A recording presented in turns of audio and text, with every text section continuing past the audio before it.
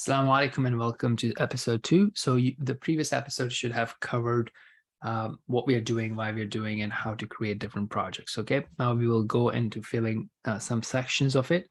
So we'll start with, let's say, relationship with Allah. So what I have here is basically, you can put down add your 10-year vision or your dream or your exciting targets here.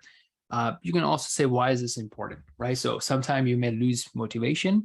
So as you have different ideas, stories, your own whys, what you can go and you can click on details and you can keep adding your comments. You can also add pictures here, whatever works best for you. Another quick thing is I like this view. Some people, it's called the list view. Some people prefer the board view where every section is a list. Okay, and they like to drag and drop. I like the list view. And I can just click on it. I can go to details. I can add it. You can also move this into, it's very cool because you get the same item here. For example, you can add to multiple projects. So if you have one thing, you can actually add to multiple projects. You can have assignees, due dates, and all that sort of good stuff. So I like this view, but if you prefer the board view, you can use that as well. Okay, why is this important to you? You can mention hadith, you can mention Quranic verses, you can add pictures.